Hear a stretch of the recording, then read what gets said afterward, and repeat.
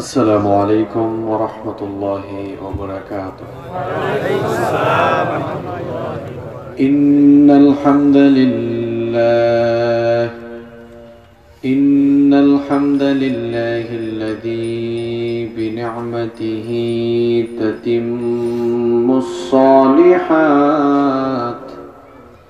الذي علم القرآن، خلق الإنسان وكرم وعلمه من البيان ما لم يعلم.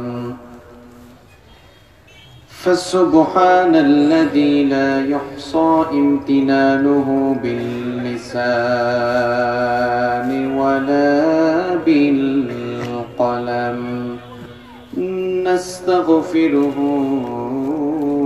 ونتوب إليه، ونشهد أن لا إله إلا الله وحده لا شريك له، ونشهد أن سيدنا وسندنا وحبيبنا وطبيبنا وطبيب أرواحنا محمدا عبد الله ورسوله،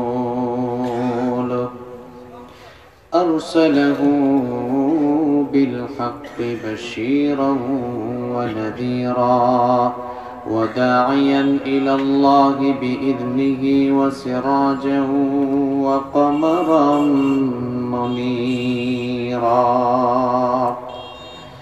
أما بعد، فقد قال الله تعالى في كلامه المجيد وفي فرقانه الحميد. أعوذ بالله من الشيطان الرجيم. بسم الله الرحمن الرحيم. إن الله وملائكته يصلون على النبي يا أيها الذين آمنوا صلوا عليه وسلموا تسليما. اللهم صل على محمد وعلى آل محمد كما صليت على إبراهيم وعلى آل إبراهيم إنك حميد مجيد. اللهم بارك على محمد وعلى آل محمد كما باركت على إبراهيم وعلى آل إبراهيم إنك حميد مجيد. ربي زدني علما، ربي زدني علما. رب اشرح لي صدري ويسر لي أمري واحلل عقدة من لساني يفقه قولي.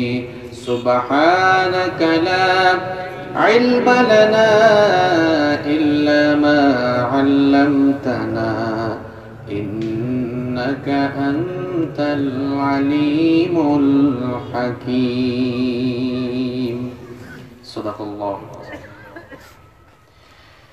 এসো না আল্লাহর নামে গান গাই, এসো না মন প্রাণ জোড়াই, এসো না মন প্রাণ জোড়াই আল্লাহু আকবার বলো আল্লাহু আকবার আল্লাহু আকবার বলো আল্লাহু আকবার ও মধুর নামটি নিলে হৃদয় হাসে ও মধুর নামে সুখ নেমে আসে ও মধুর নামটি নিলে হৃদয় হাসে ও মধুর নামে সুখ নেমে আসে ও নামের তুলনা হবে না হবে না ও নামের তুলনা হবে না হবে না তুলনা নাই নাই নাই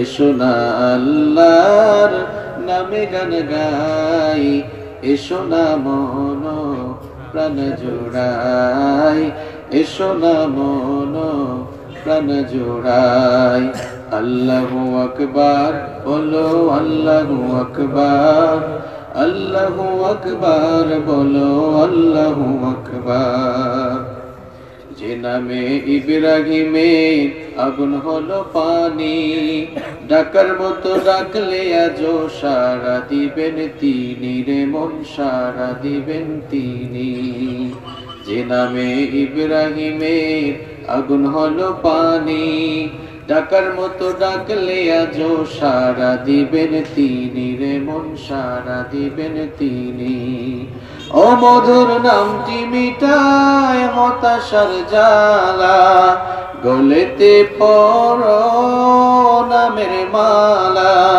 ও মধুর নামটি মিটায় হতাশার জ্বালা গলেতে পড়ো নামের মালা ও নামের তুলনা মিলে না মেলে না ও নামের তুলনা মিলে না মেলে না তুলনা নাই নাই নাই এসো না আল্লাহর নামে গান গাই এসো না মন প্রাণ জোড়াই এসো না মন প্রাণ জোড়াই আল্লাহু আকবার বলো আল্লাহু আকবার আল্লাহু আকবার বলো আল্লাহু আকবার বাংলাদেশের আধ্যাত্মিক রাজধানী সিলেট জেলার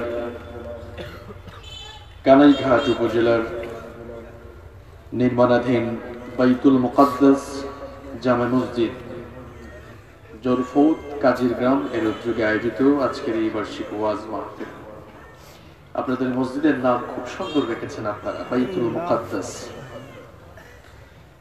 বাইতুল মুকাদ্দাস এটি হচ্ছে এই জমিনে নির্মিত দ্বিতীয় মসজিদ তাই না আল্লাহ তাআলা এই জমিনে সর্বপ্রথম যে ঘরটি বানিয়েছেন সেই ঘরটি কার ঘর মাশাআল্লাহ জানেন আপনারা ইন্না আউওয়ালা বাইতি ওয়ুদিআ লিন-নাসি লাল্লাযী বিবাক্কাতা মুবারাকান ওয়া হুদাল লিল আলামিন নিশ্চয়ই মানব জাতির জন্য সর্বপ্রথম যে ঘর নির্মাণ করা হয়েছে সেটি পবিত্র নগরী মক্কায় অবস্থিত এবং সেই ঘরটিকে মুবারক বরকতময় করা হয়েছে এবং ওয়া হুদাল লিল আলামিন এবং বিশ্ববাসীর হেদায়েতের কেন্দ্রবিন্দুতে পরিণত করা হয়েছে বাইতুল্লাহর পর আল্লাহর ঘরের পরে যে মসজিদটি দুনিয়াতে নির্মাণ করা হয়েছে সেই মসজিদের নাম হচ্ছে বাইতুল মুকাদ্দাস আমাদের বর্তমান কিবলা হচ্ছে মসজিদে হারামের দিকে তাই না বাইতুল্লাহর কিন্তু অনেকগুলো নাম আছে জানেন তো আপনারা যেমন আল্লাহর পবিত্র ঘরের নাম হচ্ছে বাইতুল্লাহ আবার এর আরেকটি নাম হচ্ছে বাইতুল আতীক আবার এই ঘরের নাম হচ্ছে আল মসজিদুল হারাম এভাবে বাইতুল্লাহর অনেক নাম কোরআনে কারীমের ভিতরে পাওয়া যায় প্রায় 6টি নাম আছে তো বাইতুল্লাহর পরে বাইতুল মুকাদ্দাস হয়েছে আর বাইতুল মুকাদ্দাস ছিল আমাদের সর্বপ্রথম কিবলা পরবর্তীকালে বাইতুল মুকাদ্দাস থেকে কিবলা পরিবর্তন হয়ে বাইতুল্লাহর দিকে কিবলা হয়েছে ঘটনাটি জানেন তো আপনারা রাসূল করিম সাল্লাল্লাহু আলাইহি ওয়াসাল্লাম মক্কা থেকে মদিনায় হিজরত করলেন বাইতুল মুকাদ্দাস তখনও কিবলা বাইতুল মুকাদ্দাসের দিকে মুখ করে সালাত আদায় করছেন। মনটা চায়, মনে বড় আকাঙ্ক্ষা, যদি বাইতুল মাকদিস থেকে ফিরে বাইতুল্লাহর দিকে সালাত আদায় করা যেত তাহলে মনে প্রশান্তি পাওয়া যেত। এবং এটাই রাসূল করিম সাল্লাল্লাহু আলাইহি ওয়াসাল্লামের মনোবাসনা ছিল। সালাতে দাঁড়িয়ে আছেন, এই মনোবাসনা নিয়ে সালাত আদায় করছেন। আল্লাহ তাআলা তার হাবিবের সেই মনোবাসনাকে বুঝতে পেরে সঙ্গে সঙ্গে জিবরিলকে সালাতের ভেতরেই পাঠিয়ে দিলেন। আয়াত নাযিল, আর আল্লাহ তাআলা আয়াত নাযিল করে দিলেন, ক্বাদ নারা তাকাল্লুবা ওয়াজহিকা ফিস সামা। ওগো আমার হাবিব, সালাতে দাঁড়িয়েও আপনি বারবার আকাশের পানে যে তাকান, সেটা দেখেছেন কি? আল্লাহ। সুতরাং আপনার মনোবাসনাকে আমি পূরণ করছি। ফালানুওয়াল্লিয়ান্নাকা কিবলাতান তারদাহা ফাওয়াল্লি ওয়াজহাকা শাতরাল মাসজিদিল হারাম। 2 রাকাত বাইতুল মুকাদ্দাসের দিকেই পড়েছিলেন। এরপরে যখন আয়াত নাযিল হলো, বলা হলো বাকি 2 রাকাত নামাজ, যোহরের সালাত চলছিল, বাকি 2 রাকাত সালাত বাইতুল মাকদিস থেকে ফিরে বাইতুল্লাহর দিকে ফিরেই বাকি সালাত কমপ্লিট করুন। সুবহানাল্লাহ। খুব চমৎকার মসজিদ রেখেছেন আপনারা। মসজিদটি নির্মাণাধীন, এখনো কাজ চলছে। আল্লাহ তাআলা এই মসজিদকে কবুল করুন, আমিন। আজকের এই মাহফিলের মুহতারাম শ্রদ্ধাভাজন সভাপতি, মাহফিলে উপস্থিত শ্রদ্ধাভাজন উলামায়ে কেরাম, আমার সামনে বসা অত্র এলাকার পার্শ্ববর্তী এবং দূরদূরান্ত থেকে আগত আল্লাহর দ্বীন প্রেমী, কোরআন প্রেমী, সর্বস্তরের তাওহীদি জনতা, যুগে যুগে আল্লাহর জমিনে আল্লাহর দ্বীনকে প্রতিষ্ঠার জন্য যারা সবচাইতে বেশি অগ্রণী ভূমিকা পালন করেছেন, আমার কলিজার টুকরা প্রিয় যুবক এবং তরুণ ভাইয়েরা, স্কুল, কলেজ, ইউনিভার্সিটি এবং বিভিন্ন মাদ্রাসা পড়ুয়া আমার প্রাণ প্রিয় মেধাবী ছাত্র ভাইয়েরা, ঘরে বসে পর্দার অন্তরায় থেকে যারা শুনছেন, আমার শ্রদ্ধেয়া সম্মানিতা মা এবং বোনেরা, প্রাণ প্রিয় কানাইঘাটবাসী, আপনারা সবাই কেমন আছেন? আলহামদুলিল্লাহ। সবাই ভালো আছেন তো? আলহামদুলিল্লাহ। আমাদেরকে ভালো রেখেছেন কে? আল্লাহ। আমাদেরকে সুস্থ রেখেছেন কে? আল্লাহ। এই মাহফিলে আসার তৌফিক দিলেন কে? আল্লাহ। সেই আল্লাহর জন্য করছি আলহামদুলিল্লাহ। আলহামদুলিল্লাহ। সবাই লাঞ্চ করেছেন তো? না। দুপুরের খাবার খাইছেন? না। খান নাই, অসুবিধা নাই, আমিও তো খাই নাই, সমান সমান হয়ে গেছে। কোনো অসুবিধা আছে? আর আপনারা এখানে অ্যাড্রেস লিখেছেন চট্টগ্রাম। আমি কি, আমার বাড়ি কি চট্টগ্রামে? বসবাস করি সেখানে ঠিক, কিন্তু আমার হোম ডিস্ট্রিক্ট তো সিলেটে। আপনারাও আমারে নন সিলেটি বানাইয়া এরপরে সমালোচনার পাত্র করেন। পুরা সিলেটি কই দিলাম, অসুবিধা আছে রে, মাঝে মাঝে কইলে বলা হয়। আপনারা এই চট্টগ্রাম লেখেন, আমি বারবার যতবার সিলেটাই ততবার কইয়া যাই যে আমি আপনার সন্তান, আমি আপনার ভাই, আপনার ভাতিজা। সুতরাং আপনারা যদি ঠেলাইয়া আমারে সিলেট থেকে বার করিয়া দিলাই, তো আমি অবহেলিত হইছিলাম। এটা তো আমার দাবি, আপনারা সন্তান হিসেবে আমি আপনার কাছে দাবি করতাম পারি না। আর দেরি হওয়ার কারণ আছে, আমি আজ বাক্কা দিন বাদে, আপনারা কিন্তু বাক্কা করেন না, বহুত হয়। কারণ আমি দেখছি যে আপনার অঞ্চলের লোকে, আমার বাড়ি তো ওই যে কোম্পানি কোন ছিলেন যে আপনারা, কিছু কিছু দেখছি ইয়ে আছে, এই শব্দগত ভিন্নতা আছে। যেমন আপনারা মনে কয় কিয়ানো বা খানো না, আমরা কই কুনানো। যাই হোক, তো বহুত দিন বাদে আমি সিলেট আইছি। আসলে সিলেট আওয়ার কারণে আমি আমার গ্রামের বাড়ি তো আজকে গেছিলাম। রাস্তাঘাটের যে অবস্থা, তা আমি আসলে সর্বপ্রথম আপনাদের কাছে ক্ষমা প্রার্থী যে নির্দিষ্ট সময় আইতাম পারছি না, এর লাগে আন্তরিকভাবে দুঃখিত। আপনারাও যারা খাইছেন না, আমিও খাইছি না, পেটের বুক সবরু আছে, অসুবিধা নাই। কোরআন শুনলে আমরা মন আমরা ভরাইব ইনশাআল্লাহ। এর বাদে নামাজ পড়িয়া আজান হইব একটু পরে, আপনারা উঠবা না, আবার বিভিন্ন মসজিদে আজান হইব। আমরা এই প্যান্ডেলও আলোচনা শেষ হওয়ার বাদে জামাত হইব, এর লাগে আপনারা কেউ উঠাউঠি করবা না, নামাজ নিয়েও টেনশন করা লাগতো না। কমিটির ভাই ওখানে নামাজের ব্যবস্থা করছে, আমরা এখানেও নামাজ পড়বো ইনশাআল্লাহ। আল্লাহ তো যে কথা কোয়াত আসলাম ওখানে শেষ করিলাই, তো আপনারা সিলেট লেখবা পারবা তো ইনশাআল্লাহ। আর দেরি হওয়ার লাগে আল্লাহ তাআলার কাছে ক্ষমা প্রার্থী, কারণ শিডিউল তো দেওয়া আছে বাহ্য করার সময়। আমি চিন্তা করছিলাম হয়তো খুব তাড়াতাড়ি আইতাম পারবো, কারণ বহুদিন পরে আইছি তো রাস্তাঘাট সম্পর্কে আমার ধারণা আছিল না। আল্লাহ তাআলা আমারে মাফ করুকা। আজকের মাহফিলে প্রধান অতিথি হিসেবে থাকবেন, হুজুর তো আসেন না এখনো না, আচ্ছা, আমাদের সিলেটবাসীর অহংকার, আমাদের সিলেট রত্ন আমরা যাকে বলি, আমাদের মাথার তাজ, আমাদের মুরব্বী, বিশিষ্ট আলেমে দ্বীন, খ্যাতিমান মুফাসসিরে কোরআন, হাজার হাজার আলেমের উস্তাদ, উস্তাজুল উলামা, উস্তাজুল আসাতিদা, অধ্যক্ষ মাওলানা হাফিজুর রহমান হাফিজাহুল্লাহ ওয়া রাআহ, আল্লাহ তাআলা ওনার হায়াতের মধ্যে বারাকা দান করুন। আমিন। তিনি তো আপনাদের কানাইঘাটেরই একটি প্রতিষ্ঠানের প্রিন্সিপাল, তাই না? আপনারা এক সোনার মানুষকে আপনাদের এলাকায় পেয়েছেন। আমি ব্যক্তিগতভাবে যাদেরকে খুব বেশি মহব্বত করি, রেসপেক্ট করি, তিনি তার মধ্যে অন্যতম। মন থেকে তাকে আমি ভালোবাসি, আল্লাহর জন্য ভালোবাসি। আমরা দোয়া করছি আল্লাহ তাআলা যেন হুজুরের হায়াতের মধ্যে বারাকা দান করেন। আমিন। তিনি যেন আমৃত্যু দ্বীনের খাদেম হয়ে আল্লাহর দ্বীনের জন্য কাজ করে যেতে পারেন, আল্লাহ তাআলা তাকে তৌফিক দান করেন। মাহফিলে অসংখ্য উলামায়ে কেরাম এসেছেন, কথা বলেছেন।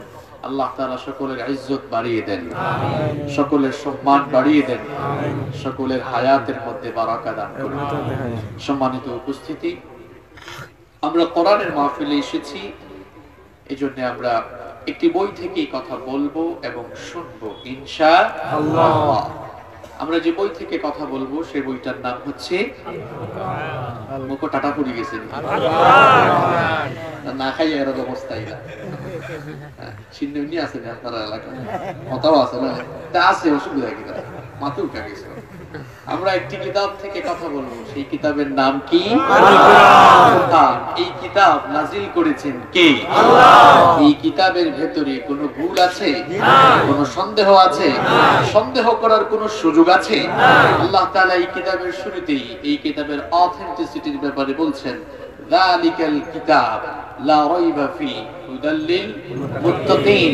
This is the book whereof there is no doubt about it, and it's a guidance for those who are muttaqin. এটি এমন একটি কিতাব যার ভেতরে সন্দেহ কিংবা সংশয়ের কোনো অবকাশ নেই। সন্দেহ আছে এই ব্যাপারেও সন্দেহ করা যায় না। সুবহানাল্লাহ। মুত্তাকিনদের জন্য এই কিতাবকে হেদায়েতের গাইডলাইন বানিয়ে নাজিল করেছেন কে? আল্লাহ। আমরা সবাই হেদায়েত চাই তো?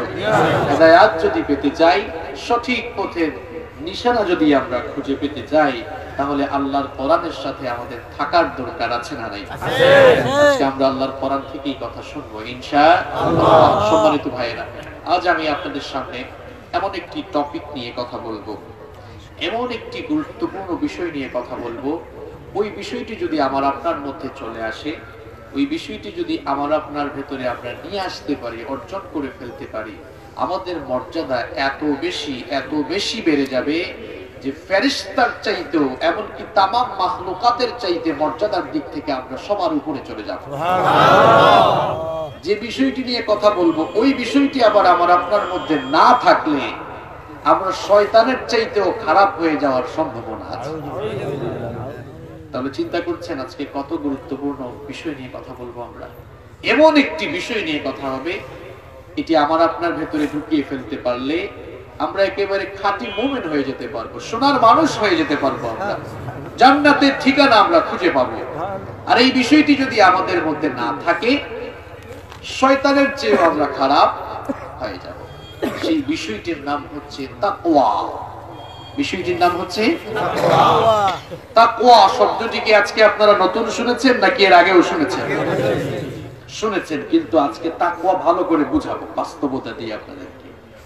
একটি বিষয় যদি আমাদের মধ্যে চলে আসতো, বিশ্বাস করেন এত ফিতনা থাকতো না, এত ফাসাদ থাকতো না, এত বিশৃঙ্খলা থাকতো না, আমাদের জীবনে এত গ্যাঞ্জাম থাকতো না, যদি আমার আপনার দিলের ভেতরে, অন্তরের ভেতরে আমরা এই জিনিসটাকে ঢুকিয়ে ফেলতে পারতাম। জিনিসটার নাম হচ্ছে তাকওয়া। এটি তো আরবি শব্দ, এর বাংলা অর্থ হচ্ছে ভয় করা, সাবধান হওয়া, বেঁচে থাকা, পরহেজ করা, আত্মশুদ্ধি অর্জন করা ইত্যাদি অর্থে ব্যবহার হয়। তাকওয়া এটি এমন একটি কোয়ালিটি, মুমিনের জীবনের এত গুরুত্বপূর্ণ একটি গুণাবলী, এই গুণাবলী যাদের ভেতরে থাকবে তারাই জান্নাতে যেতে পারবে। সুবহানাল্লাহ। তিরমিজি শরীফের বর্ণনায় হাদিস এসেছে, عن أبي هريرة رضي الله عنه قال سئل رسول الله صلى الله عليه وسلم ما أكثر ما يدخل الناس الجنة سيد المحدثين أبو هريرة رضي الله عنه হাদিসটি বর্ণনা করেছেন বিশ্বনবী সাল্লাল্লাহু আলাইহি ওয়াসাল্লাম কে জিজ্ঞেস করা হলো মা আকসারু মা ইউদখিলুন নাসাল জান্নাত ও গো আল্লাহর রাসূল কোন জিনিসের কারণে মানুষ সবচাইতে বেশি পরিমাণ জান্নাতে যাবে কোন বিষয়টি থাকার কারণে মানুষ সবচাইতে বেশি বেহেশতে ঢুকবে বিশ্বনবী সাল্লাল্লাহু আলাইহি ওয়াসাল্লাম তখন বললেন দুটো জিনিসের কারণে মানুষ সবচাইতে বেশি জান্নাতে যাবে এক নাম্বার হলো তাকওয়াল্লাহ আল্লাহর ভয় তাকওয়ার নীতি যারা অবলম্বন করবে আর দুই নাম্বার হলো হুসনুল খুলুক সচ্চরিত্রবান যারা হবে তাকওয়া আর হুসনুল খুলুক একটি আরেকটির পরিপূরক কারণ তাকওয়া ছাড়া কখনো মানুষ সচ্চরিত্রবান হতে পারে না এই দুটো জিনিস যাদের ভেতরে থাকবে বিশ্বনবী সাল্লাল্লাহু আলাইহি ওয়াসাল্লাম বললেন তারা সব চাইতে বেশি জান্নাতে ঢুকবে এবার আল্লাহর নবীকে পুনরায় প্রশ্ন করা হলো মা আকসারু মা ইউদখিলুন নাসান নার ওগো আল্লাহর নবী কোন আমলের কারণে কোন জিনিসটার কারণে মানুষ সব চাইতে বেশি জাহান্নামে যাবে বিশ্বনবী সাল্লাল্লাহু আলাইহি ওয়াসাল্লাম তখন বললেন দুটো জিনিসের কারণে মানুষ সবচাইতে বেশি জাহান্নামে যাবে এক নাম্বার হলো আলফাম অর্থাৎ মুখ আর দুই নাম্বার হলো ওয়াল ফারাজ লজ্জাস্থান এই দুটো জিনিসকে যারা অনিয়ন্ত্রিত করে ফেলবে এই দুটো জিনিসকে যারা হেফাজত করবে না তারা সবচাইতে বেশি জাহান্নামে যাবে সম্মানিত ভাইয়েরা বিশ্বাস করেন এই পৃথিবীতে পাপ সংঘটিত হয় যে দুটি উপকরণ দিয়ে যে দুটো জিনিস দিয়ে সেই দুটো জিনিসের নাম মুখ আর লজ্জাস্থান মুখ আছে বলে যা মন চায় তাই বলে মিথ্যা কথা বলে চুগলখুরি করে গীবত করে অবশ্য চুগলখোর আর গীবতখোর মানুষ এই কানাইঘাটে একজনও নাই কি মনে করছেন হুজুর কিছুই জানে না সব জায়গায় এগুলো আছে এই মুখ দিয়ে আমরা চাইলে সারাদিন ভালো ভালো কথা বলতে পারবো আল্লাহর জিকির করতে পারবো আবার এটা দিয়ে পাপ করার সুযোগ আছে না নাই এই মুখকে যদি আপনি কন্ট্রোল করতে না পারেন জাহান্নামে যাওয়া লাগবে একটু ক্ষমতা পাইলেই সুযোগ পাইলেই মুখ দিয়ে যা আসে তাই বলে এত অনিয়ন্ত্রিত জীবন যাপন করা যাবে না আপনার লিসান আপনার জিহবা আপনার মুখের হেফাজত যদি আপনি না করতে পারেন এই জবানের হেফাজত না করলে জাহান্নামে যাওয়া লাগবে আর দুই নাম্বার হচ্ছে ওয়াল ফারাজ লজ্জাস্থান জেনার সাগরে ডুব দেওয়া যাবে না নিজের লজ্জাস্থানের নিজের চরিত্রের হেফাজত করতে হবে এই দুটো জিনিস যারা হেফাজত করবে না তারা যেমন জাহান্নামে যাবে আবার এই দুটো জিনিসের জিম্মাদারি গ্রহণ করলেও ফজিলত আছে না নাই বিশ্বনবী সাল্লাল্লাহু আলাইহি ওয়াসাল্লাম এবারে বলছেন মান দামিনালি মা বাইনা লাহইহি ওয়া রিজলাইহি দামিনতু লাহু আলা আল্লাহিল জান্নাহ বুখারীর বর্ণনায় বিশ্বনবী সাল্লাল্লাহু আলাইহি ওয়াসাল্লাম বললেন যেই লোক তার দুই চোয়ালের মধ্যবর্তী অর্থাৎ মুখ আর দুই উরুর মধ্যবর্তী জায়গা অর্থাৎ লজ্জাস্থান এই দুটো জিনিসের জিম্মাদারি যারা গ্রহণ করবে কিয়ামতের দিন আমি নবী নিজে তার জন্য জান্নাতের জিম্মাদারি গ্রহণ করব সুবহানাল্লাহ কত বড় কথা মুখ আর লজ্জাস্থানের হেফাজত যারা করবে আমি নবী নিজে তার জন্য জান্নাতের জিম্মাদার হয়ে যাব আল্লাহু আকবার আমরা আমাদের জবান আর আমাদের লজ্জাস্থানের হেফাজত করতে পারবো তো ইনশাআল্লাহ আল্লাহ তৌফিক দান করে আমিন তাহলে তাকওয়া এটি এতই গুরুত্বপূর্ণ বিষয় এই তাকওয়া যারা অর্জন করবে তারা কোথায় যাবে জান্নাতে তাকওয়া ছাড়া যেহেতু ভালো মুমিন হওয়া যায় না তাকওয়া ছাড়া যেহেতু ভালো মুসলমান হওয়া যায় না এজন্য রব্বুল আলামিন কোরআনুল কারীমের বিভিন্ন জায়গায় তাকওয়া অর্জনের নির্দেশ আমাদেরকে দিয়েছেন যেমন কোরআনে কারীমের 5 নম্বর সূরা সূরাতুল মাইদা এর 35 নম্বর আয়াতের মধ্যে রব্বুল আলামিন সুন্দর করে বলছেন ইয়া আইয়ুহাল্লাযীনা আমানু তাকুল্লাহ ইত্তাকুল্লাহা ওয়াবতাগু ইলাইহিল ওয়াসিলাতা ওয়াজাহিদু ফি সাবিলিহি লাআল্লাকুম তুফলিহুন। আল্লাহ তাআলা বলছেন, হে বিশ্বাসীরা, হে ঈমানদারেরা, যারা ঈমান এনেছো, ইত্তাকুল্লাহ, আল্লাহকে ভয় করো, আর আল্লাহ তাআলার নৈকট্য উপায় অন্বেষণ করো, আল্লাহর রাস্তায় জিহাদ করো। এই তিনটি কাজ করলে সফল কাম হয়ে যেতে পারবা। আবার দেখেন রব্বুল আলামিন কোরআনে কারীমের 3 নম্বর সূরা আলে ইমরানের 102 নম্বর আয়াতে বললেন, ইয়া আইয়ুহাল্লাযীনা আমানু ইত্তাকুল্লাহা হাক্কা তুকাতিহি ওয়া লা তামুতুন্না ইল্লা ওয়া আনতুম মুসলিমুন। আল্লাহ তাআলা বলছেন, হে বিশ্বাসীরা, যারা ঈমান এনেছো, আল্লাহ তাআলাকে ভয় করার মতো ভয় করো, হক আদায় করে ভয় করো, যেমন ভাবে তাকে ভয় করা উচিত, আর তোমরা মুসলমান না হয়ে মৃত্যুবরণ করো না। আল্লাহ তাআলা বলছেন তাকওয়া অবলম্বন করো, আল্লাহ তাআলাকে ভয় করে চলো, কারণ তাকওয়া ছাড়া মুমিন তার জীবনে সফল হতে পারে না, মুমিন তার জীবনে জান্নাতের দিশা খুঁজে পাবে না। আমার ভাইরা, তাকওয়াবান লোকেরা আল্লাহর দুনিয়ায় কত মূল্যবান শুনেন। একজন মুত্তাকি বান্দা যখন এই দুনিয়া থেকে বিদায় নেয়, তার মৃত্যুতে আল্লাহর আকাশ আর জমিন একদিন আর 2 দিন নয়, 40 দিন পর্যন্ত ক্রন্দন করে। বিখ্যাত হাদিসের বেশ কয়েকটি গ্রন্থে হাদিসটি এসেছে, আল্লাহর মুত্তাকি কোন বান্দা যখন এই দুনিয়া থেকে বিদায় নেয়, তার মৃত্যুতে আল্লাহর আকাশ আর জমিন 40 দিন পর্যন্ত ক্রন্দন করে। কিন্তু আল্লাহ তাআলার এই দুনিয়া থেকে যদি কোটি কোটি কাফের মুশরিক দুনিয়া থেকে বিদায় হয়, আল্লাহর আকাশ আর জমিনের কেউ বিন্দু মাত্র ক্রন্দন করা তো দূরের কথা, কেউ তাদের জন্য বিন্দু মাত্র আফসোস করে না। করে আল্লাহ তাআলা কোরআনে কারীমের 44 নম্বর সূরাতুদ দুখানের 29 নম্বর আয়াতে বলছেন, ফামা বাকাত আলাইহিমুস সামাউ ওয়াল আরদু ওয়ামা কানু মুনজারিন। এদের জন্য আকাশ আর জমিনের কেউ কান্না করে না, আর এদের বিদায়টাও কিন্তু অত ভালো হয় না, এদের বিদায়টাও কিন্তু এত ভালো হয় না। নাফরমানি, সীমালঙ্ঘন আর জুলুমের কারণে এদের উপরে আসমান আর জমিনের বালা মুসিবত এভাবে নেমে এসেছিল। কাউকে কাউকে আল্লাহ তাআলা তাদের সীমালঙ্ঘন, বিদ্রোহ, নাফরমানি আর জুলুমের কারণে সাগরে চুবিয়ে মেরেছেন। আবার কাউকে কাউকে আল্লাহ তাআলা ল্যাংড়া মশা দিয়ে দুনিয়া থেকে বিদায় করেছেন। কারো কারো নাফরমানির কারণে আল্লাহ তাআলা তাদের উপরে এমন গজব ঢেলে দিয়েছেন, তাদের গোষ্ঠীর পর গোষ্ঠী গজবে নিপতিত হয়েছে। কারো কারো নাফরমানির কারণে বংশ শুদ্ধ আল্লাহ বানর বানিয়ে দিয়েছেন।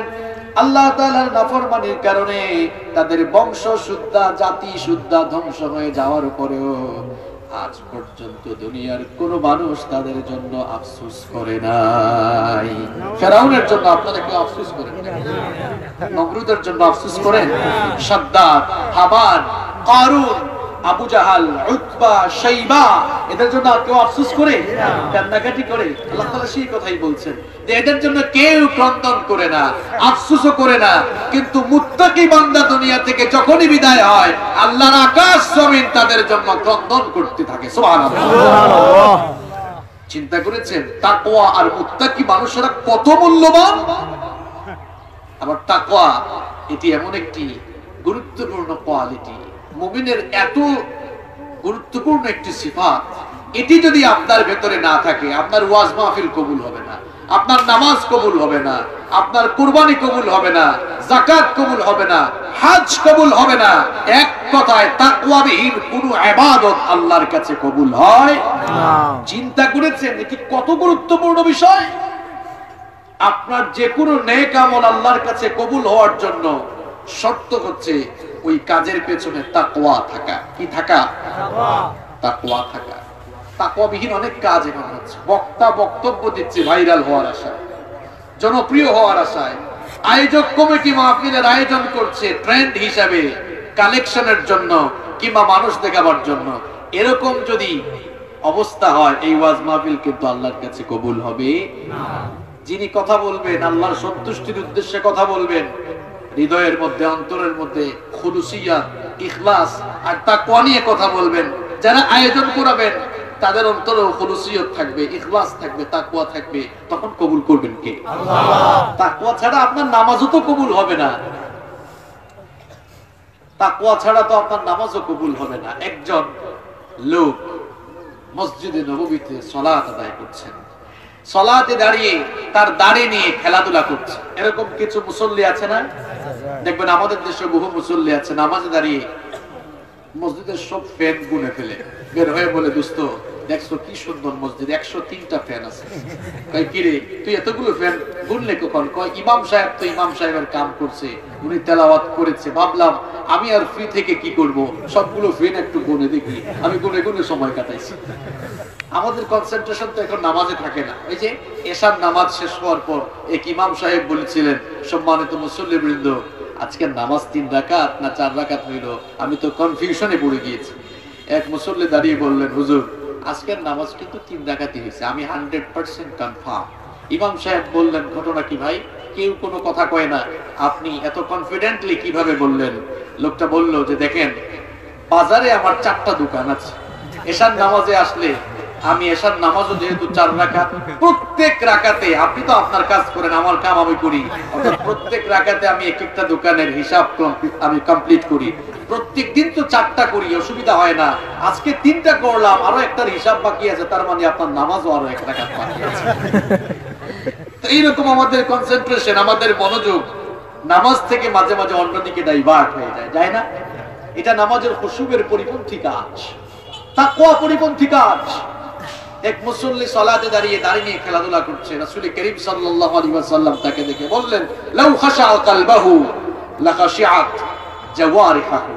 এই লোকটার অন্তরে যদি আল্লাহর ভয় থাকতো তাহলে নামাজে দাঁড়িয়ে তার দাড়ি নিয়ে এরকম খেলাধুলা করতো না, বরং নামাজে দাঁড়ানোর পর তার মালিকের সামনে তো গোলাপ দাঁড়িয়েছে, বিনয়ী হয়ে এসে দাঁড়িয়ে যেত, ঠিক কিনা? আপনার সালাতে যদি তাকওয়া না থাকে, খুশু না থাকে, এই নামাজের কোনো দাম আল্লাহর কাছে নেই। Keep in your mind, fearless salat has no value.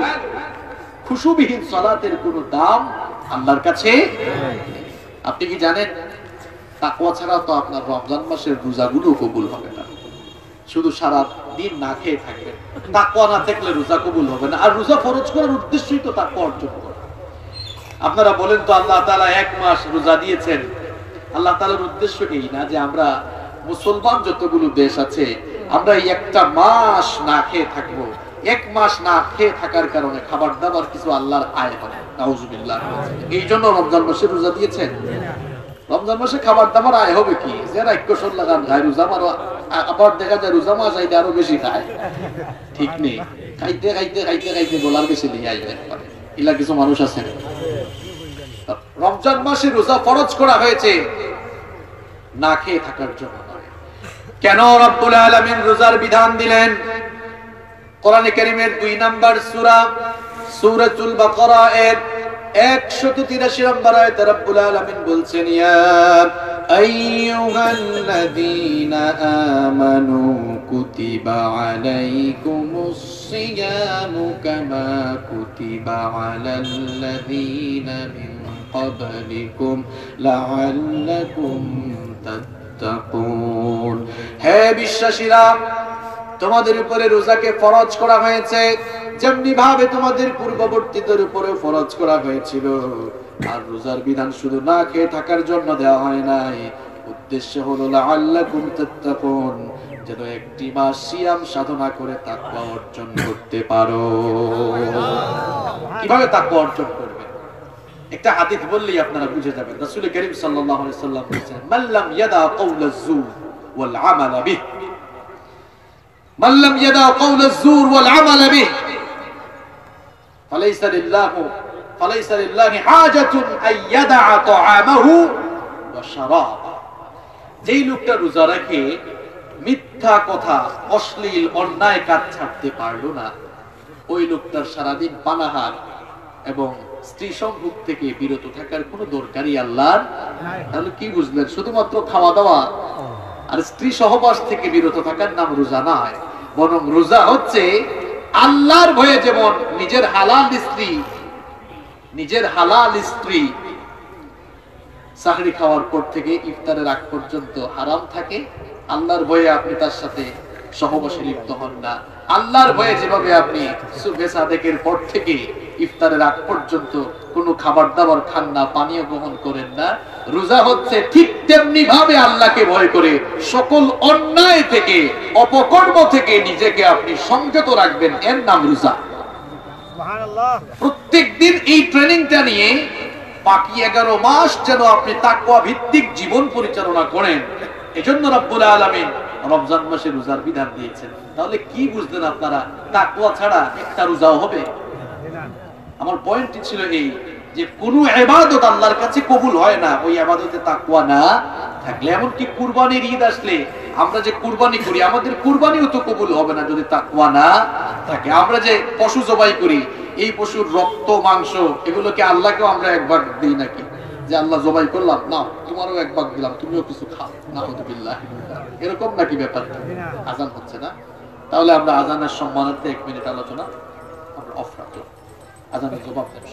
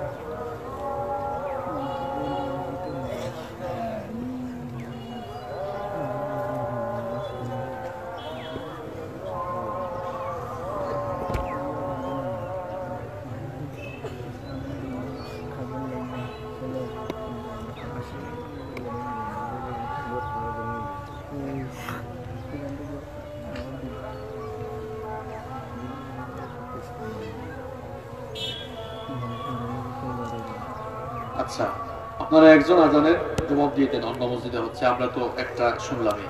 সম্মানিত ভাইয়েরা, কেউ উঠবেন না, এখানে জামাত হবে, আলোচনার শেষে আজান হবে, তারপরে জামাত হবে ইনশাআল্লাহ। কোন জায়গায় ছিলাম মনে আছে তো?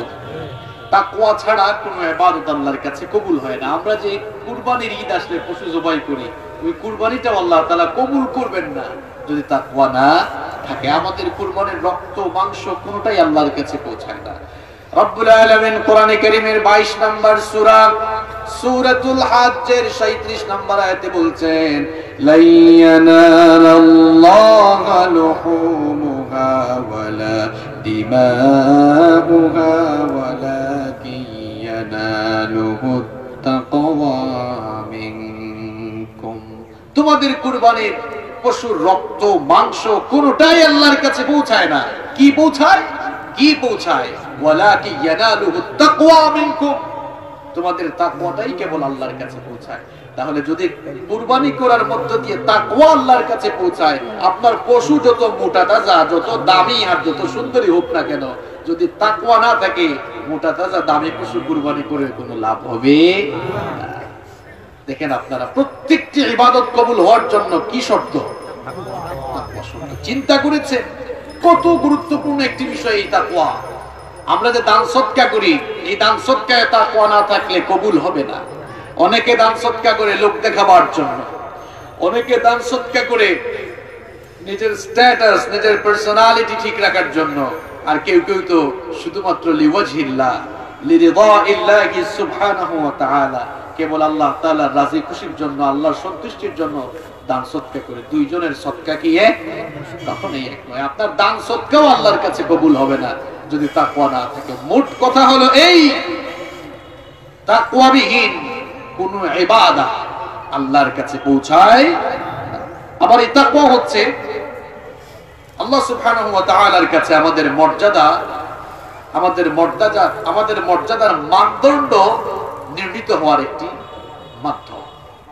কার কত টাকা আছে, পয়সা আছে, কে রাজনৈতিকভাবে কত ক্ষমতাসীন, এগুলো দিয়ে আল্লাহ তাআলার কাছে মানুষের মর্যাদার মানদণ্ড নির্ণয় হয় না, বরং আমাদের কার অন্তরে তাকওয়া কত বেশি, আমাদের কার তাকওয়ার লেভেল কত বেশি, সেটি দিয়েই আমাদের মর্যাদার মানদণ্ড নির্ণয় করেন কে?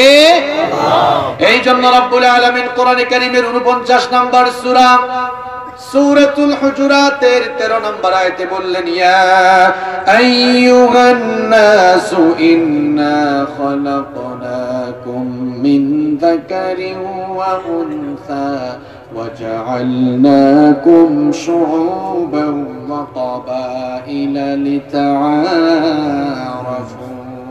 إن أكرمكم عند الله أتقاكم إن الله عليم خبير। আল্লাহ তাআলা বলছেন, হ্যাঁ মানব জাতি, আমি তোমাদেরকে এক পুরুষ আর এক নারী থেকে সৃষ্টি করেছি, এরপরে আমি তোমাদেরকে বিভিন্ন গোত্রে বিভিন্ন বংশে ছড়িয়ে ছিটিয়ে দিয়েছি যেন তোমরা পরস্পর পরিচিতি লাভ করতে পারো। আর তোমরা জেনে রাখো, তোমাদের মধ্যে কেউ এই বংশের কেউ ওই বংশের মানুষ হতে পারো, কেউ উঁচু হতে পারো, কেউ নিচু হতে পারো, কেউ সাদা হতে পারো, কেউ কালো হতে পারো। এগুলো দিয়ে আমার কাছে মর্যাদার মানদণ্ড নির্ণীত হয় না, বরং আমার কাছে তারাই সবচেয়ে দামি। ইন্না আকরামাকুম ইনদাল্লাহি আতকাকুম, তোমাদের মধ্যে যার তাকওয়ার লেভেল যত বেশি তার দাম আমার কাছে তত বেশি। একজন কোটিপতি, বিজনেস ম্যাগনেট, অন্তরে আল্লাহর ভয় নাই। আরেকজন কুলিওয়ালা, ঠেলাওয়ালা, রিকশাওয়ালা, অন্তরে তাকওয়া আছে। তাকওয়াবিহীন ওই কোটিপতির চাইতে তাকওয়াবান একজন রিকশাওয়ালার মর্যাদা আল্লাহর কাছে হাজার নয়, লক্ষ নয়, কোটি কোটি গুণে বেশি। তাকওয়া দিয়েই আল্লাহর কাছে মর্যাদার মানদণ্ড নয়। আর এই তাকওয়া, এটা লেবাস থেকে চেনা যায় না, লেবাস থেকে তাকওয়া চেনা যায় না। দাড়ি, টুপি, লম্বা জুব্বা, এগুলো দিয়ে তাকওয়াবান মানুষ চেনা যায় না। যদি দাড়ি থাকলেই মুত্তাকি চেনা যেত, তাহলে তো রবীন্দ্রনাথ ঠাকুর সবচেয়ে বড় মুত্তাকি হতো। দাড়ি দেখছেন তো আপনারা ছবিতে, তাই না? শুধু দাড়ি রাখলেই মুত্তাকি হওয়া যায় না। দাড়ি, টুপি, লম্বা জুব্বা, এগুলো ইউনিফর্মের মতো।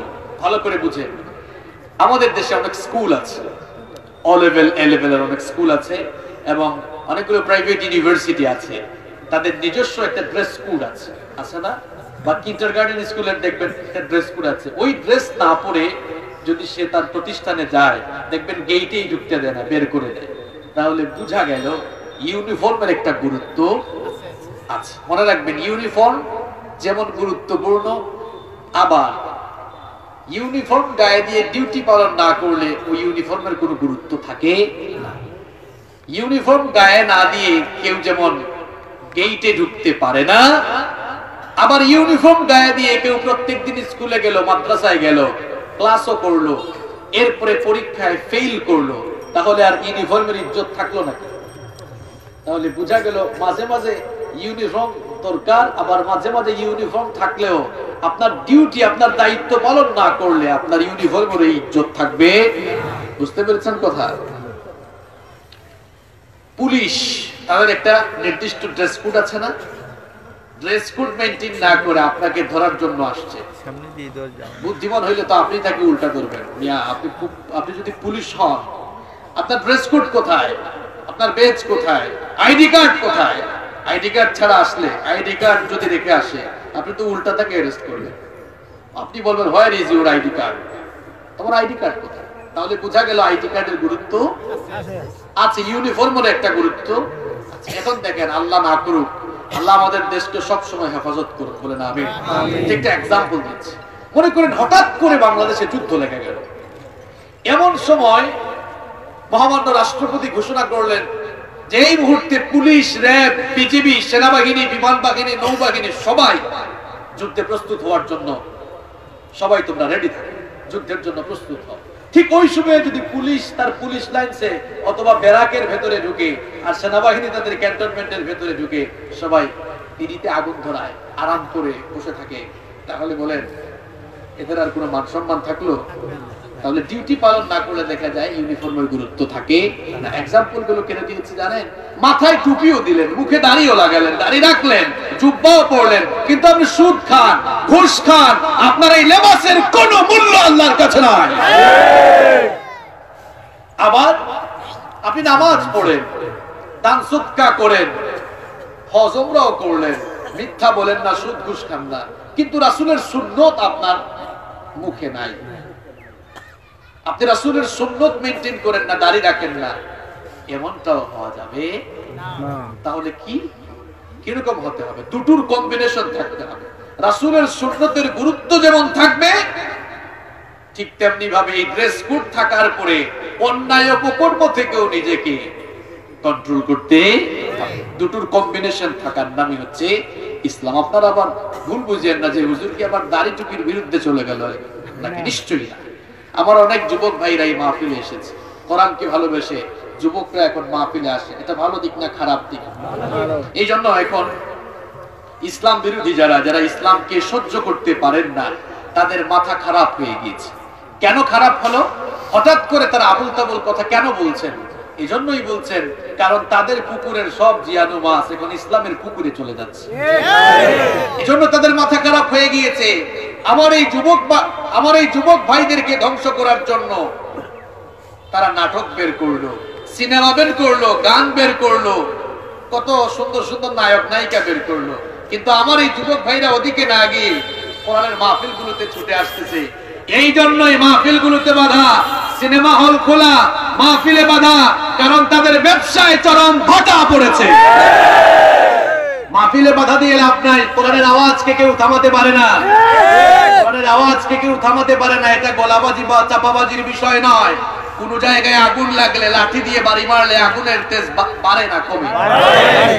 আগুন লাগা জায়গায় লাঠি দিয়ে বাড়ি মারলে যেমন আগুনের তেজ বাড়ে, কোরআনের আওয়াজ যেখানে উঠবে, কোরআনের গণজোয়ার, গণবিস্ফোরণ যেখানে শুরু হবে, সেটাকে যারা স্তব্ধ করে দিতে চাইবে কিংবা যারাই থামাতে চাইবে, ওই জায়গা, ওই জনপদ কিংবা ওই ময়দান কোরআনের বিজয়ের জন্য, কোরআনের রাজ কায়েমের জন্য আরো উর্বর হয়ে যাবে।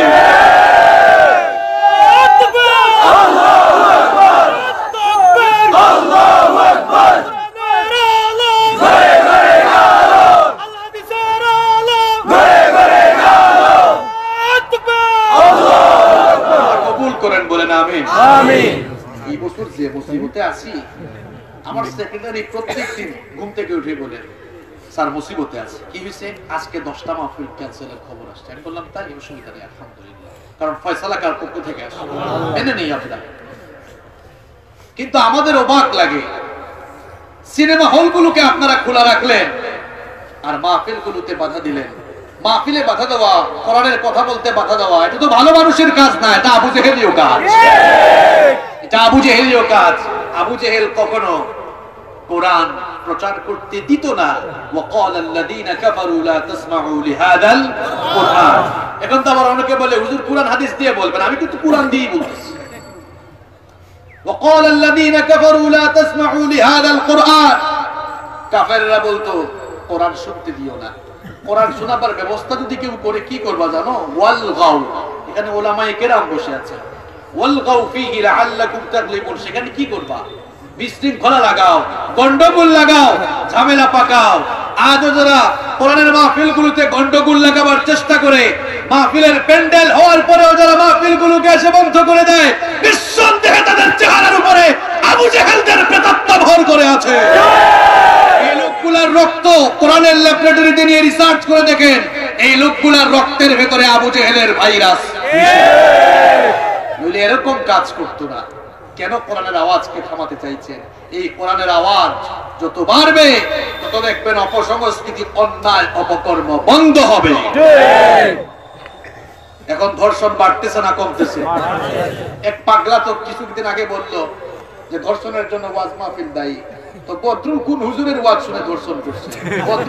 বদরুল কাহিনী তো সিলেট হইছে না? নেই বদরু কিতা হাফিজুর রহমান হুজুরের ওয়াজ শুনতে গিয়ে দর্শন করতে না কিতা হ্যাঁ মাতুন না তোমরা যেটা সিনেমা আর নাটক বার করছো আর ইন্ডিয়ান সিরিয়াল দেখাইয়া যারা পুরো কিয়া বাড়াইছো ওটার লাগিও তো সমাজ আর দেশ একবারে ধ্বংস হয়ে গেছে বরং আমরা কইব আমরা এই ওয়াজ মাহফিল এখনো জারি রাখছি করিয়া আমরা এই ওয়াজ মাহফিল এখনো উলামায়ে কেরাম নবীন প্রবীণ উলামায়ে কেরাম বলে এখনো খেদমত খোররা হিসাবে বাংলাদেশের পরিবেশ বহুত ভালো আছে ঠিক না একবারে ধ্বংস হয়ে গেল ইন্ডিয়ান কিয়াতে করে ভাই আমি তো বেশ কয়েকবার গেছি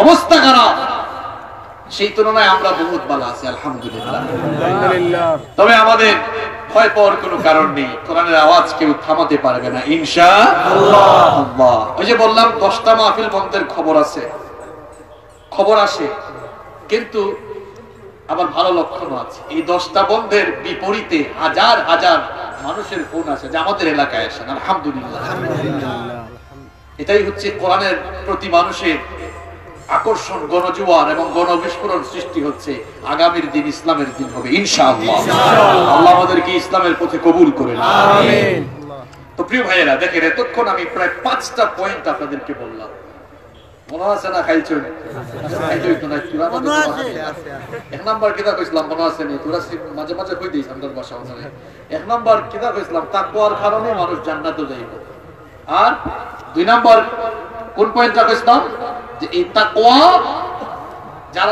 যারা ভিতরে থাকবো তাকওয়া মানুষের লাগে আকাশ জমিন থাকবে এরপরে 3 নাম্বার কিতাব কইছিলাম তাকওয়া ছাড়া কোনো ইবাদত আল্লাহর কাছে কবুল হয় না 4 নাম্বার কইলাম যে তাকওয়ার মাধ্যমে মানুষ আল্লাহর কাছে মর্যাদাবান হয় আর 5 নাম্বার কিতাব কইলাম যে লেবাস দেখিয়া তাকওয়াবান চিনা যায় না বরং তাকওয়া থাকার জায়গা কোন তাহলে প্রিয় ভাইরা চিন্তা করেন যে তাকওয়া ছাড়া জান্নাতে যাওয়া যায় না যে তাকওয়া ছাড়া কোনো ইবাদত আল্লাহর কাছে কবুল হয় না এবার প্রশ্ন হোয়াট ইজ তাকওয়া what is the definition of তাকওয়া তাকওয়াটা কি আমি কিন্তু এখনো তাকওয়ার পরিচয় দেই নাই আপনারা আবার ভাবিয়ান না জানি তাই আরো কত ঘন্টা লাগবে না আমরা একেবারে আলোচনার লাইন মতই নিয়ে আসছি এতক্ষণ ইম্পর্টেন্স অফ তাকওয়া আহাম্মিয়াতুত তাকওয়া তাকওয়ার গুরুত্বটা আপনাদেরকে বুঝিয়েছি যে তাকওয়া না থাকলে কি হবে আর তাকওয়া থাকলে কি হবে এবার আসেন what is the definition of তাকওয়া এই তাকওয়াটা কি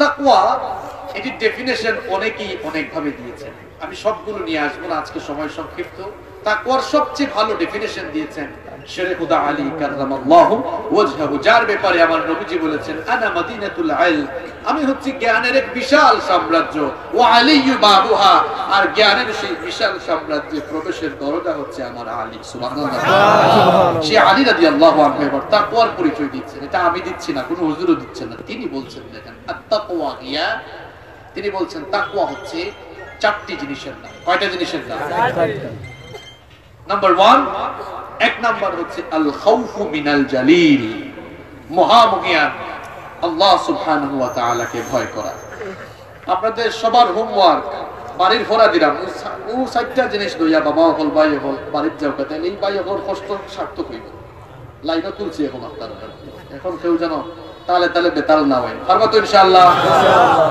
এই 4টা ফোরা 4টা সবক নিয়ে বাড়ির যাও তাকওয়া হচ্ছে 1 নাম্বার আল খাউফু মিনাল জালিল মহামহিয়ান আল্লাহ সুবহানাহু ওয়া তাআলাকে ভয় করা আমরা আল্লাহকে ভয় করি তো তাহলে সকালবেলা মিথ্যা বলছেন কেন কেউ বলছে না এটা আল্লাহকে ভয় করে বলছেন না সুদ খান কেন ঘুষ খান কেন এটা কেমন ভয় আল্লাহকে করেন প্রশ্ন হচ্ছে তাইলে হুজুর আল্লাহকে ভয়টা করব কিভাবে আল্লাহকে ভয় করবেন ফিস সিররি ওয়াল আলানিয়া গোপনেও প্রকাশ্যেও আপনি ভাবছেন হয়তো আমি তো ঘুষ খাই লুকাই লুকাই কেউ জানে না ঠিক কেউ জানে না একজন ঠিকই জানেন তিনি কে আল্লাহ তাকওয়া হচ্ছে গোপনে এবং প্রকাশ্যে আল্লাহকে ভয় করা কেন আল্লাহ তাআলাকে গোপনে এবং প্রকাশ্যে ভয় করবেন জানেন কারণ ইন্নাল্লাহা কানা সামিআন বাসীরা তিনি সবকিছু দেখেন সবকিছু শুনেন এখন প্রশ্ন হচ্ছে প্রিয় ভাইয়েরা আমরাও তো দেখি আমরাও তো শুনি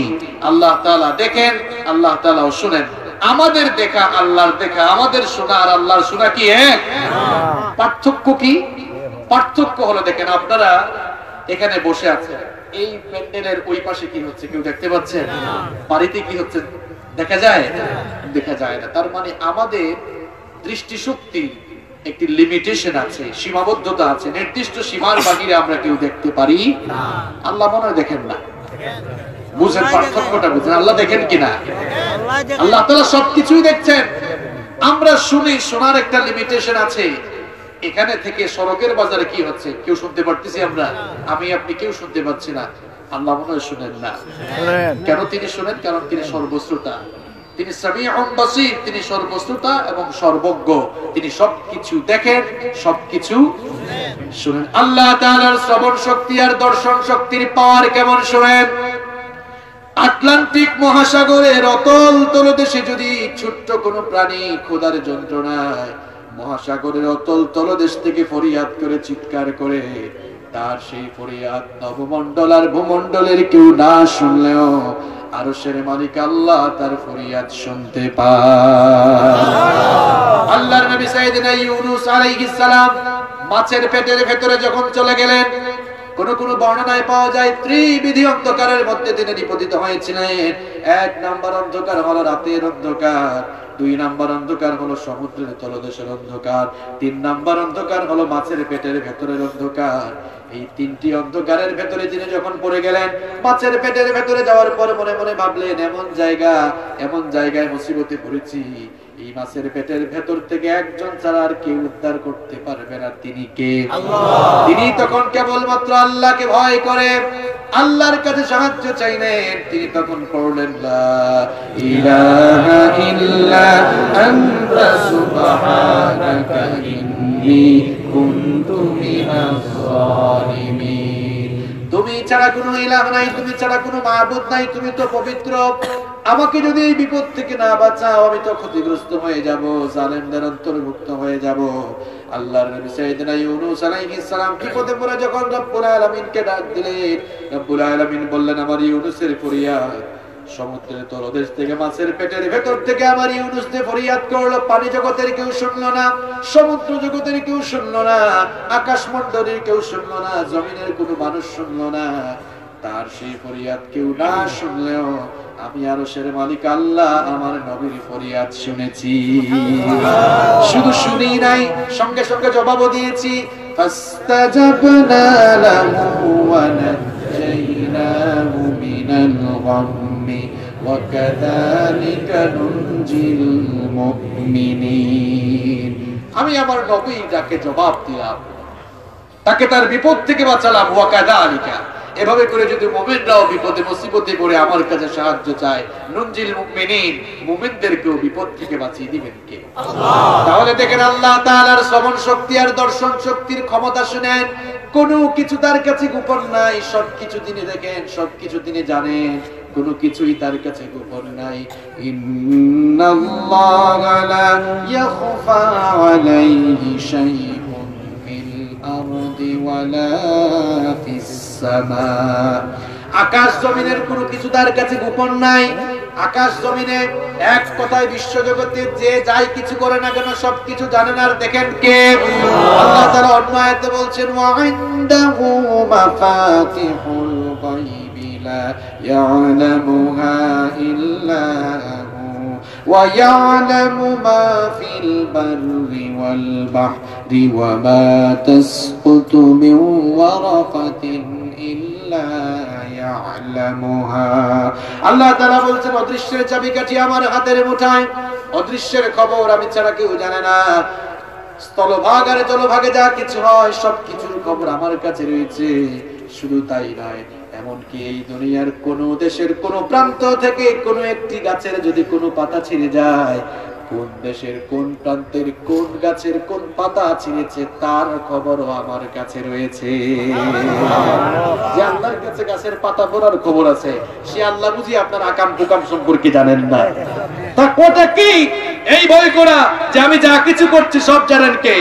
এই যুবক আর তরুণ ভাইরা, রাতের বেলা গভীর অন্ধকারে একা একা রুমের ভেতরে অশ্লীলতার বেহাপনায় তুমি তোমার গা ভাসিয়ে দিচ্ছ।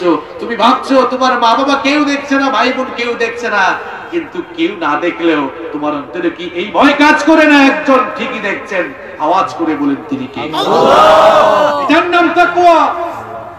আল্লাহর ভয় কারে বলে দেখেন। সুনানে বাইহাকির মধ্যে হাদিস এসেছে, আব্দুল্লাহ বিন আমর রাদিয়াল্লাহু আনহু তার সঙ্গী সাথীদেরকে নিয়ে মদিনার উপকণ্ঠে বের হলেন। দুপুরের খাবারের সময় যখন হয়ে গেল, সাথীদেরকে বললেন দস্তরখানা বিছাও। দস্তরখানা বিছিয়ে যখন তারা খাবার গ্রহণের প্রস্তুতি নিলেন, ঠিক সেই সময়ে একজন রাখাল বালক তাদের পাশ দিয়ে অতিক্রম করছিল। রাখাল বালককে দেখে আব্দুল্লাহ বিন আমর রাদিয়াল্লাহু আনহু বললেন, ওগো রাখাল, আসো আমাদের সাথে বসে দুপুরের খাবার গ্রহণ করো, ভালো ভালো অনেক আইটেম আছে আমাদের সাথে। রাখাল তখন বলল, আমাকে বলার জন্য আপনার প্রতি শুকরিয়া, কিন্তু আপনাদের সাথে আমি খেতে পারবো না, কারণ আমি রোজা রেখেছি। আব্দুল্লাহ বিন ওমর রাদিয়াল্লাহু আনহু বললেন, এখন যেহেতু রমজান মাস নয়, নিশ্চয়ই তুমি নফল রোজা রেখেছো, নফল রোজা ভাঙলে কোনো অসুবিধা হয় না। যেহেতু আজকে আবহাওয়া অত্যন্ত শুষ্ক, আবার আজকের দিনটাও তাপমাত্রা সম্পন্ন, আমাদের সাথে ভালো খাবার দাবার আছে, সুযোগটা গ্রহণ করো, মেহমানদারি কবুল করো। ওই লোকটা তখন বলল, ওগো মুসাফির, তোমাকে তো আমি চিনি না, তবে তুমি শোনো, আমি আমার রোজাটাকে ভাঙতে পারবো না, কারণ আমি তো সেই শূন্য দিনের জন্য আমল করে যাচ্ছি, যেদিন আমল ছাড়া মানুষের কিছু কাজে লাগবে না। আব্দুল্লাহ বিন ওমর রাদিয়াল্লাহু আনহু ভাবলেন, এই লোকটার অন্তরে আল্লাহর ভয় এতটুকু আছে, তার তাকওয়ার লেভেলটা একটু যাচাই করা দরকার, পরীক্ষা করতে চাইলেন। বললেন, ঠিক আছে, খাইও না, আসো কাছে আসো, তোমার সাথে যে এই ছাগলের পাল দেখা যায়, এই ছাগল পালের মালিক কি তুমি? রাখাল বলল, না। আব্দুল্লাহ বিন ওমর রাদিয়াল্লাহু আনহু বললেন, তাহলে কার বকরি চড়াও, ছাগল চড়াও। পরিচয় দিলেন যে আমি ওনার ছাগলের পাল চড়াই। তিনি বললেন, ঠিক আছে, তোমার এই ছাগল পাল থেকে আমার কাছে একটা ছাগল বিক্রি করে দাও। রাখাল বলল, আমি যদি ছাগল আপনার কাছে বিক্রি করে দেই, তাহলে আমার মালিকের কাছে গিয়ে কি জবাব দেব? আব্দুল্লাহ বিন ওমর রাদিয়াল্লাহু আনহু তাকে তো টেস্ট করতে চাইছে। তিনি বললেন, তুমি তোমার মালিককে বুঝ দিতে পারবা? কারণ এরকম মরুভূমিতে এরা ছাগলের পাল নিয়ে বের হলে নেকড়ের আক্রমণে দুই একটা ছাগল নেকড়ে খেয়ে ফেলতে পারে, বুঝ দিতে পারবা। তুমি একটা বিক্রি করো, আমার কাছে নগদ মূল্য দিব তোমাকে, টাকাও যেমন পাবা, ইফতার তো করবো, তাই না? ইফতারের জন্য কিছু মাংস তোমাকে দিব হাদিয়া হিসাবে, এই সুযোগ হাতছাড়া করিও না। রাখাল তখন বলল, ওগো মুসাফির, ওগো পথিক, তোমাকে আমি চিনি না, শোনো, তুমি যে আমাকে বলছো মালিককে ধোঁকা দেওয়ার জন্য, আমি হয়তো মিথ্যা বলে আমার মালিককে ধোঁকা দিতে পারবো, কিন্তু তোমাকে প্রশ্ন করছি, জবাব দাও তো, আইনাল্লাহ, আল্লাহ কোথায়? আমি হয়তো আমার মালিককে ধোঁকা দিতে পারবো, কিন্তু তোমার মালিক আমার মালিক, আমার মালিকেরও মালিক, সেই আল্লাহ পাককে ধোঁকা দেওয়া কারো দ্বারা সম্ভব নয়। আমার ভাইয়েরা, কারো অন্তরে যদি তাকওয়া ঢুকিয়ে দেওয়া যায়, ওই লোকটাকে আপনি পিটাইয়াও, লোভ লালসা দেখাইয়াও তাকে দেয়ার খারাপ কাজ করাতে পারবেন। পুলিশ দিয়া পিটাইয়া মানুষ ভালো বানানো যায় না। দেখা যায় চুর চুরি করে গেলে ইগো আরো প্রমোশন লই, আর চুর দেখাই তুই আমার এক বদনা চুর গেছিল জেলের ভিতরে, তো বড় চুর আর কে পাইছে, গরু চুর কয়, কিতাবে তুই নয় ইজ্জত কেন? কয়, ভাই আর হইও না, গেছলাম এই বাইতুল মুকাদ্দাস মসজিদের খান্দাত, কিছু বদনা আছে, লোক চুরি করতাম, এলাকার মানুষের ধরিয়া এমন ভিটা দিছ, বাদে খানাইঘাট জেলখানা তারাইছো, তখন তো আইসি সিলেট কেন্দ্রীয় কারাগার। আচ্ছা আসানি, তুই তো এমন চুর হইলে, তুই তো মানসম্পন্ন কোনো চুর নাই রে, দেখ আমারে দেখ, আমি গরু চুরি হইয়া আইছি, আমি তোর থাকি ভালো আছি। বদনা চুরে মনে করলো, আরে এমন চুরি হইয়া আইলাম, চুরিও আমার দাম দেয় না, ঠিক আছে, এবার খালি বার হলি, আরো উন্নত মানের চুরি করবো। গরু চুরি করিয়া আইছে, এখন পাইছে রড চুর আছে না কিছু, টিন চুর আছে না কিছু, তেল চুর আছে নেই।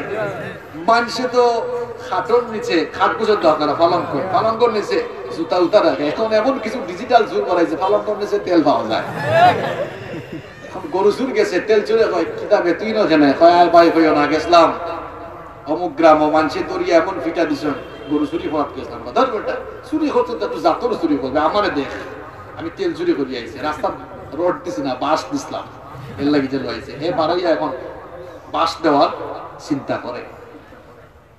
কারণ চুরির বিচার ইসলামের আইনে হয় না, ইসলামের আইনে চুরির বিচার হইয়া দেখো, আল্লাহর কসম, একটা চুরির বিচার কোরআনের আইনে করে দেখেন, এই দেশে যতগুলো চোর চামার আছে, একটা বিচার দেখে জনমের মতো সাইজ হয়ে যাবে।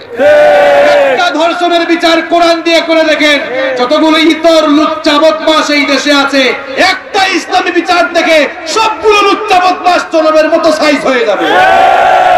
কোরআনের বিচার নাই তো, এজন্য প্রমোশন নিয়ে আসে। আমার ভাইরা, তাকওয়া মানুষের অন্তরে ঢুকান, একবার লোভ লালসা দেখাই, এই যে লোভ দেখাইলো না, ছাগলের মাংসও দিব, টাকাও দিব বিক্রি করে, খারাপ কাজ করাতে পেরেছে? পারবে না। দেখেন এই ঘটনাটি আপনারা সবাই জানেন, কিন্তু বুঝাবার জন্য আবারও রিপিট করছি।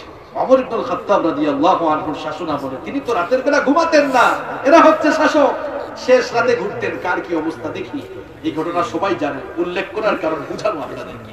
দেখেন শেষ রাতে এক বাড়ি থেকে আওয়াজ শোনা যায়, ভাবলেন এই বাড়িতে কি হয়, হাড়ি পাতলেন, কান পাতলেন। মনে রাখবেন সাধারণ অবস্থায় মানে আপনি যদি সাধারণ কোন লোক হন, হাড়ি পেতে যে কোনো কিছু শোনা আপনার জন্য হারাম, কিন্তু দায়িত্বশীল ব্যক্তির জন্য সেটা জায়েজ আছে। তিনি শুনলেন মা তার মেয়েকে বলছে, মা গো ঘুম থেকে উঠো, আমি দুধ দোহন করে নিয়ে এসেছি, দুধ কম পেয়েছি, পানি মিশাও, বেশি পরিমাণ বিক্রি করে বেশি পরিমাণ লাভ করব। মেয়ে বলল, মা গো জানেন না ওমর ইবনুল খাত্তাব রাদিয়াল্লাহু আনহু রাষ্ট্রীয় ফরমান জারি করেছেন, খাদ্যদ্রব্যে ভেজাল মেশানো যাবে না। মা বললেন, আরে বেটি বোকা মেয়ে আমার, ওমর তো এই ফরমান দিয়ে তার বাড়িতে ঘুমায়, আমাদের মা মেয়ের কারবার কি আর দেখে নাকি? কিন্তু ওমর রাদিয়াল্লাহু আনহু কোথায়, সব তো বাড়ির পাশে শুনছেন। মেয়ে তখন বলল, মা গো শোনো, আমাদের এই কাজ কারবার ওমর হয়তো না দেখতে পারে, ওমরকে হয়তো ধোঁকা দিতে পারবো, কিন্তু আমার মালিক, তোমার মালিক, ওমরের মালিক, বিশ্ব জাহানের মালিক, তার চক্ষুকে ফাঁকি দেওয়া কারো দ্বারা সম্ভব নয়। সুবহানাল্লাহ, এর নাম তাকওয়া। আল্লাহর ভয় থাকলে, আল্লাহর ভয় থাকলে খাদ্যদ্রব্যে কেউ ফরমালিন মিশাবে, ভেজাল মিশাবে, ওই যে বললাম পুলিশ দিয়েও আর খারাপ বানানো, আর আপনি তাকে খারাপ কাজ করাতে পারবেন না, পিটাইয়াও খারাপ কাজ করাতে পারবেন না যদি অন্তরে কি থাকে, তাকওয়া থাকে। আমার ভাইরা সবাই সংক্ষিপ্ত দেখেন, এক নাম্বার কি বললাম, তাকওয়া হচ্ছে আল খাউফু মিনাল জালিল, আল্লাহকে ভয় করা। আর ভয়টা কেমনে করবেন, ভেতরেও করতে হবে বাহিরেও করতে হবে। নাম্বার 2 ওয়াল আমালু বিতানজিল, কোরআন অনুযায়ী আমল করা, নাজিলকৃত বিষয়, তানজিল নাজিলকৃত বিষয় অর্থাৎ কোরআন অনুযায়ী আমল করা। এই কোরআন শুধুমাত্র তেলাওয়াত করার জন্য আসে নাই, বরং কোরআন এসেছে এই কোরআন পড়ে বুঝে কোরআন অনুযায়ী আমল করে নিজের জীবনকে পরিচালনা করার জন্য। এখন আমাদের জীবন কোরআনের বিপরীত হয়ে গিয়েছে। দেখা যায় কোরআন বলে মিথ্যা বলো না, সুদ খেও না, ঘুষ খেও না, অন্যায় করো না, অপকর্ম করো না, জুলুম করো না, সবগুলো কাজ আমরা করছি। এটা তো তাকওয়া হলো না। তাকওয়া হলো ওয়াল আমালু বিতানজিল, কোরআন অনুযায়ী আমল করা। 3 নাম্বার হলো ওয়াল কানাআতু বিল কালিল, অল্পে তুষ্ট থাকা। আমরা এখন অল্পে তুষ্ট থাকি না, বরং আমরা পাইলে আরো পাইতে চাই। কানাই ঘাটে সুন্দর বাড়ি করার পর শান্তি নাই, কয় এখন যদি উপশহরে বাড়ি করতে পারতাম, এখন যদি হাউজিং স্টেটে বাড়ি করতে পারতাম, জিন্দাবাজার বন্দরে করতাম, সিলেটে বানানোর পর চিন্তা করে গুলশান, বনানী, উত্তরায় যদি বানাতাম, সেখানেও হলো, কয় এবার যদি সেকেন্ড হোম হিসেবে দেশের বাইরেও বাড়ি বানাতে পারতাম। এই যে লোভ লালসা শেষ হয় না, আলহাকুমুত তাকাতুর হাত্তা যুরতুমুল মাকাবির, এভাবেই ধন সম্পদের মোহ, এরপরে প্রাচুর্যের প্রতিযোগিতা আমাদেরকে ধীরে ধীরে ধীরে ধীরে কবর পর্যন্ত নিয়ে যাচ্ছে। প্রাচুর্যের প্রতিযোগিতা করতে করতে আমরা কবর পর্যন্ত চলে যাচ্ছি। আবার বুখারীর হাদিসে বিশ্বনবী বললেন যে আদম সন্তানকে সোনা ভরা মাঠ দেওয়া হলে সে কামনা করবে আরেকটা সোনা ভরা মাঠ যদি দেওয়া হতো, ওয়ালাই ইয়ামলা ফাহু ইল্লা তুরাব, আদম সন্তানের পেট কোনো কিছু দিয়ে ভরবে না, 3.5 হাত মাটির ভেতরে না ঢুকলে এর পেট আর কোনো কিছু দিয়ে ভরবে না। আমার ভাইয়েরা, যদি ভালো থাকতে চান সব সময় নিচের দিকে তাকাবেন। আপনার বাড়ি আছে, কত মানুষের বাড়ি নাই, আপনার একটা বাইসাইকেল আছে, কত মানুষ টাকার অভাবে হেঁটে হেঁটে যায়, আছে না? নিচের দিকে তাকাবেন, তখন কতটা ভালো আছেন ফিল করতে পারবেন। 4 নাম্বার হলো ওয়াল ইস্তিহদাদুল ইয়াউমির রহিম, সব সময় মৃত্যুর কথা স্মরণ করা। এই দুনিয়াতে আমরা কেউ থাকবো না, এটি হচ্ছে এই দুনিয়ার সবচাইতে বস্তুনিষ্ঠ, অলঙ্ঘনীয়, অনিবার্য মহাসত্য। সকলকেই চলে যেতে হবে।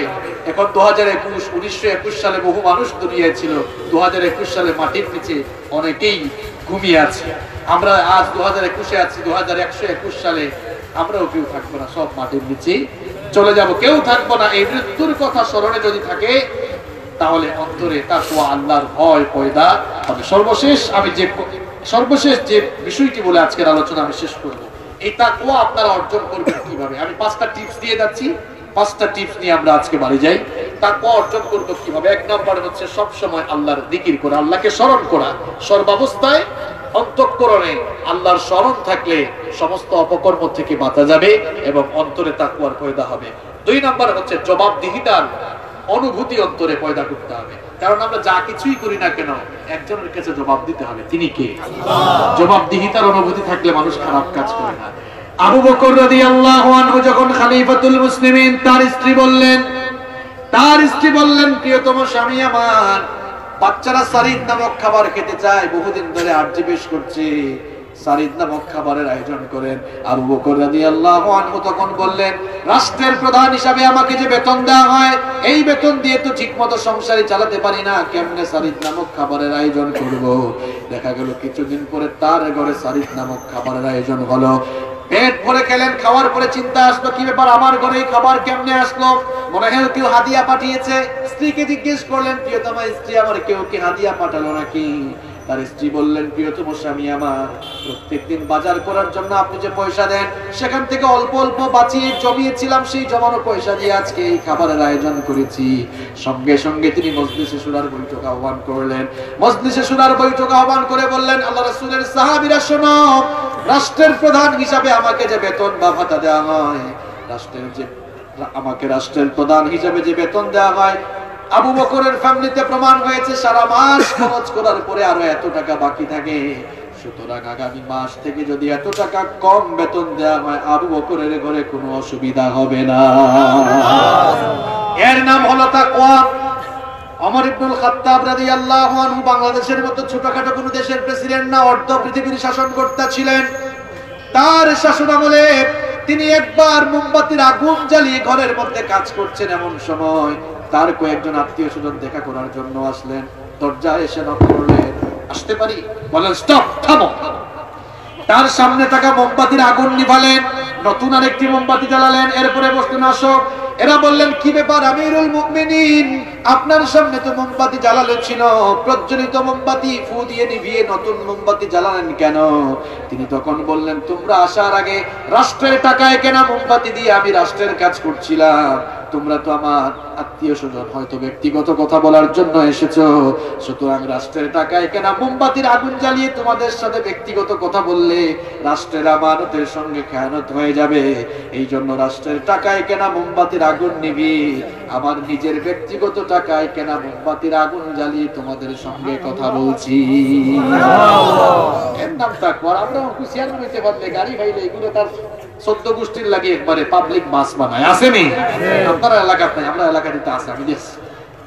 জবাবদিহিতার অনুভূতি থাকতে হবে। রাষ্ট্রের সম্পদ আপনার কাছে আমানতের খেয়ানত করা যাবে। নাম্বার 3, 3 নাম্বার হচ্ছে আল্লাহ এবং রাসূলের আনুগত্য করে জীবন কাটাতে হবে। নাম্বার 4, 4 নাম্বার হচ্ছে কোরআন সুন্নাহ ভিত্তিক জীবন পরিচালনা করতে হবে। নাম্বার 5, সব সময় মৃত্যুর কথা স্মরণ করতে হবে। 5টা সবক দিলাম, তাকওয়া অর্জনের 5টি পদ্ধতি বললাম। এই 5টি পদ্ধতির আলোকে আমরা যেন তাকওয়া অর্জন করতে পারি, আল্লাহ আমাদেরকে তৌফিক দান করেন। আপনাদের এলাকায় এত সুন্দর একটি মসজিদ হচ্ছে, আলহামদুলিল্লাহ। এটার কাজ যখন কমপ্লিট হবে, এটা দৃষ্টিনন্দন একটি মসজিদ হবে ইনশাআল্লাহ। আল্লাহর এই ঘরকে আমরা সবাই ভালোবাসি কিনা? সবাই ভালোবাসেন তো? তাহলে আল্লাহর পবিত্র ঘরকে আমরা ভালোবাসি। এই ঘরটা সুন্দর হোক, আমরা সবাই চাই না? যেহেতু আপনারা সবাই চান, মুখ দিয়ে বললেন, এখন কাজ করে তার প্রতিফলন করুন। ভাই আপনারা উঠছেন কেন? যারা উঠছেন বসে, এখন উঠে যাবেন। উঠলে আরেকটু আগে উঠতে পারবে, এখন উঠা যাবে না। ভলান্টিয়ার ভাইরা ঢুকে যান, সবাই পকেটে হাত।